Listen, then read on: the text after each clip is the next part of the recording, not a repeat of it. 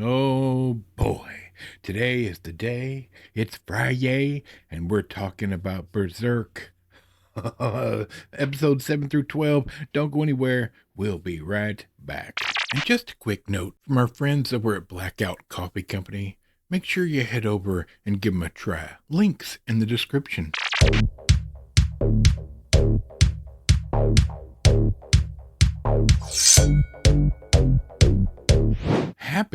Happy Friday. That's right.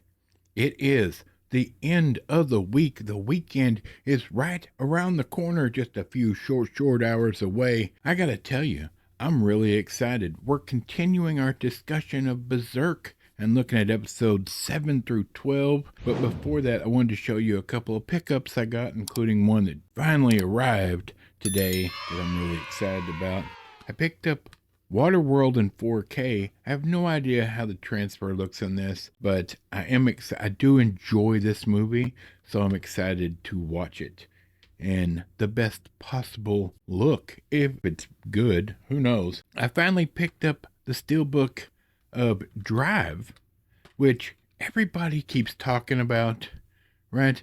And when it first came out, I remember trying to watch it and just not being excited about it. But now that I'm older, I'm going to give it another shot. I'm going to watch it and we'll review it right here. And finally, from BFI all the way across the pond, my 2-disc set or 2-movie set, Yojimbo and Sanjuro. Man, 4K restorations, a ton of special features, including a little booklet in here.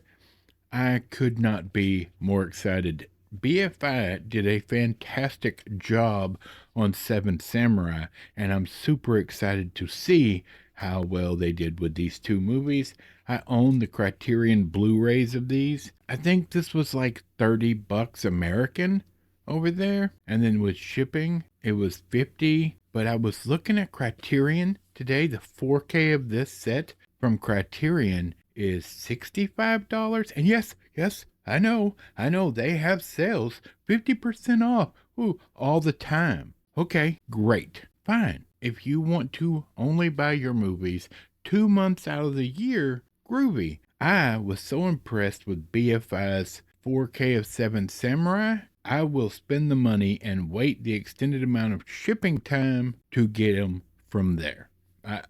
They are impressive. If you have a region-free 4K player, and I say 4K, Blu-ray, whatever, because with these, the 4K are region-free, but the Blu-rays are region-locked to region 2, which means they won't play on an American player. I have a region-free player, which is why I buy from over the pond on occasion. So if you do not, Criterion may be the only answer unless you're willing to upgrade your player, which I would suggest you do. I'll give you a perfect example. Robin Hood, Prince of Thieves is a movie that it's a guilty pleasure of mine with Kevin Costner and Morgan Freeman. And there's a 4K out from Arrow Video, but it's only British version. It was released across the pond. Arrow Video does not have that 4K in America. So if you want that 4K, you're going to have to buy that version until one comes out here. So I will buy from across the pond due to a sale they're having right now. I think it's $24, shipping and everything for a 4K. And I will be buying that in just a little bit. So anyway, that's my little tirade about how wonderful BFI is. Look up BFI. They have it's basically Criterion for across the pond. I would say better. That's just my opinion. I'm allowed to have it. Thanks for being here, you guys. I hope you're all doing great. Hope you're ready for the weekend. I'm going to see A Working Man tomorrow, the new Jason Statham movie, and I'm 50-50 about this because I know that The Beekeeper, as great of a story as that was and as great of a movie as that could have been, the messaging with the FBI agent and all that mess ruined that movie. I don't own that movie specifically because as good as the Jason Statham parts were and the action was and the storyline itself was, the messaging ruined it for me. And now they're making a sequel. There you go. But anyway, A Working Man is the same director. So we'll see. Now, he didn't write this. It's based on a book. I'm excited, but not 100%. We'll see. I will review it on Monday. Monday, we will be talking about A Working Man. I hope it's not crammed with messaging the way Beekeeper was. But anyway, Berserk. Let's take a look in case you've forgotten what it is. Berserk, a TV series from 97 to 98, one season, 23-minute long episodes. There's 25 total episodes. Guts, a wandering mercenary, joins the Band of the Hawk after being defeated in a duel by the leader Griffith. Together they dominate every battle, but something menacing lurks in the shadows, my friends. Created by Kentaro Miura, starring Mark Dreisen, Nobutoshi Kana, and Kari Karenanen, maybe? All right. So here's the deal.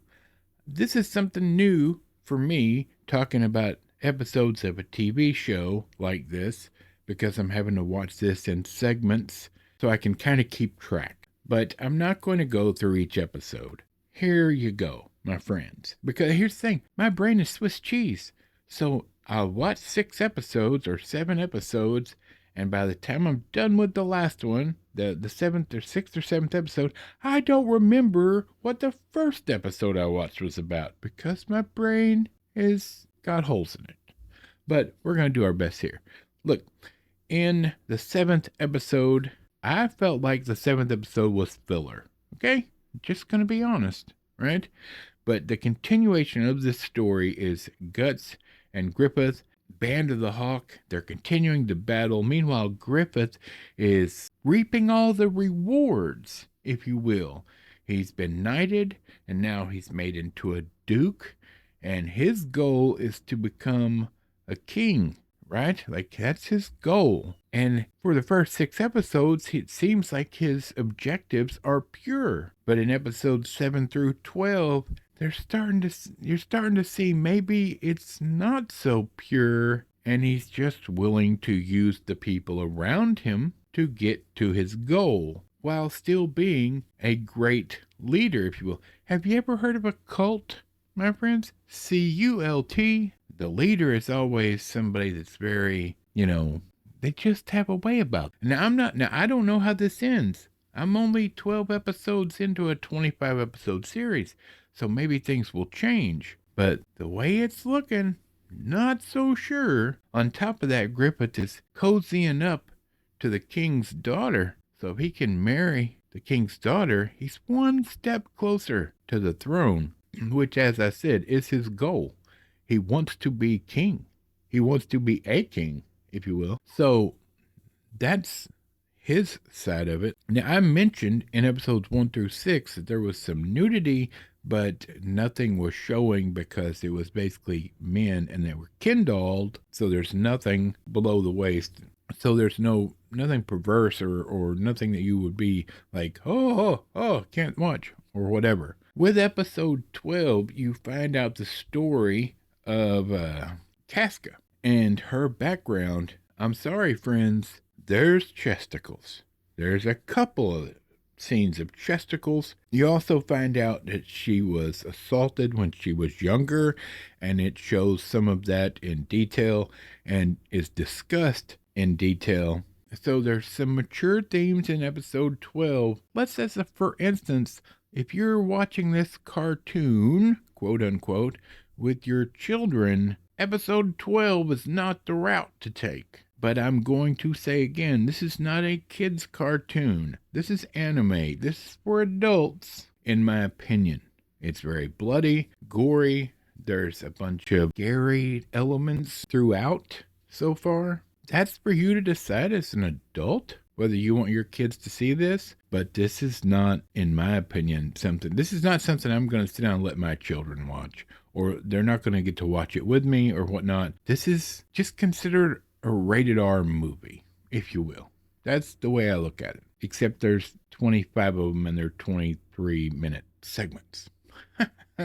So it's continuing And I'm going to be honest, I was going to sit down and watch 4 episodes and get it up, where I'd seen 10 episodes, but I was enthralled with the story. And I watched 2 more episodes. And at 2:30 this morning, when I was like, I'm too tired to keep watching. I'm going to fall asleep. I stopped it and went to bed. So I'm down for this. I'm into the story. I'm looking forward to find out how it all ends. There you have it. All right. I'm ready for the weekend and I'm starting it right in about 3 minutes. All right. I hope you guys have had a great week. I hope you have a great weekend. Let me know in the comments down below if you've seen this, if you've seen any of the movies that I showed you a while ago. I'm curious. You tell me. Did you like them? Do you not like them? Do you hate them? Are you a pitchfork carrying Criterion member that thinks they are the best there is? Tell me that too. You're wrong, but tell me that. I want to have a conversation, my friends. I'm doing this because I want to have a dialogue about film and movies and TV shows, entertainment. And as always, at the end of this video and every video are the numbers to call if you're feeling depressed or alone or hurt or scared or what have you, and you just need someone to talk to. Don't suffer silently. All right? Have a great weekend, y'all. For Michael, the microphone, Bob, squeaky chair in the back, and this big fat nerd, we're out of here, and we'll see you on Monday to talk about a working man.